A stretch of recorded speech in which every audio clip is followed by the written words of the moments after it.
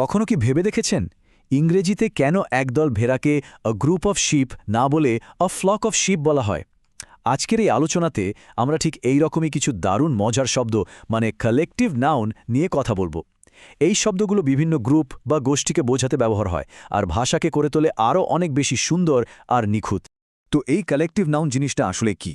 একদম সহজ করে বললে এটা হলো এমন একটা শব্দ যেটা দিয়ে একই রকমের একদল ব্যক্তি, প্রাণী বা বস্তুকে একসাথে বোঝানো হয়। ধরুন, অনেকগুলো ফুল মিলে আমরা বলি এ বাঞ্চ অফ ফ্লাওয়ার্স, মানে একটা শব্দই পুরো দলটার ছবিটা পরিষ্কার হয়ে যায়। চলুন দেখি এটা কেন এত জরুরি। এখানেই তো আসল মজাটা।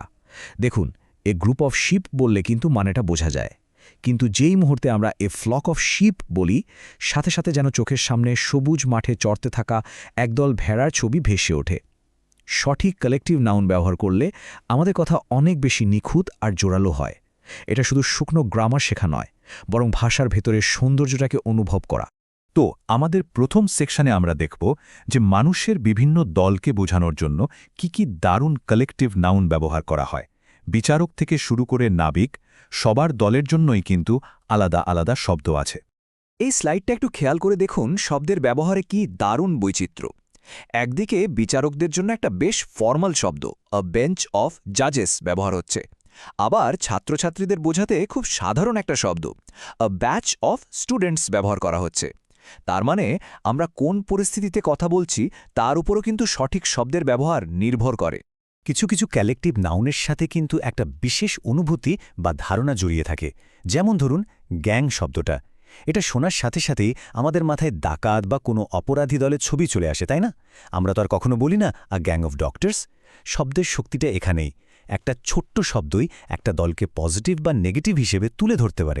চলুন এবার প্রাণী জগতে ডুব দেওয়া যাক।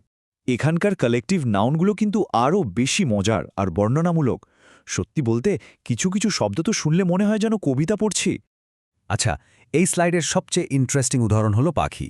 দেখুন, পাখিরা যখন মাটিতে বা গাছের ডালে চুপচাপ বসে থাকে তখন তাদের দলকে বলা হয় আ ফ্লক অফ বার্ডস। কিন্তু ওই একই পাখিরা যখন একসাথে আকাশে উড়তে শুরু করে তখন সেটা হয়ে যায় আ ফ্লাইট অফ বার্ডস। ভাবুন একবার, অ্যাকশন পাল্টানোর সাথে সাথে শব্দটাও পাল্টে যাচ্ছে। কি দারুণ একটা সূক্ষ্ম ব্যাপার, তাই না? এখানে আরও কিছু ক্লাসিক উদাহরণ আছে, যেমন নেকড়েদের জন্য বলা হয় আ প্যাক অফ ওলভস। শব্দটা শুনলেই ওদের সেই দলবদ্ধ হিংস্রতার ছবিটা ফুটে ওঠে। আর তিমি বা ডলফিনের দলকে কি বলে জানেন? আ স্কুল অফ ওয়েলস। ভাবা যায় তিমিরাও স্কুলে যায়। বেশ মজার, তাই না? মানুষ আর প্রাণী তো হলো, এবার চলুন আমাদের শেষ সেকশনে যাই।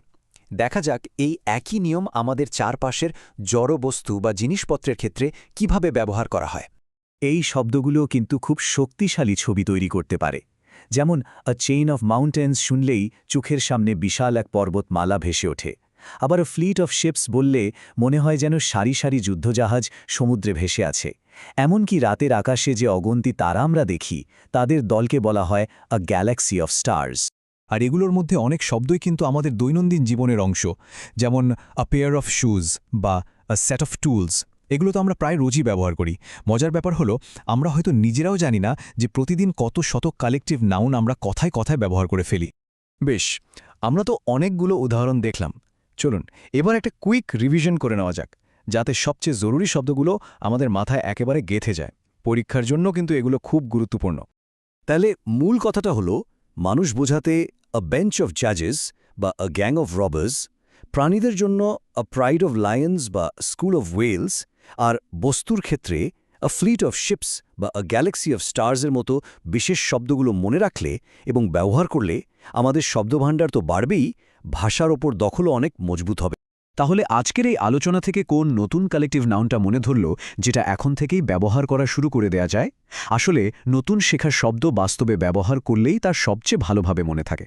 পরের বার কোনো দল বা গোষ্ঠী দেখলে একটু থেমে সঠিক শব্দটা ব্যবহার করার চেষ্টা করলে দেখবেন ভাষা শেখার আনন্দটাই অন্যরকম হয়ে উঠবে।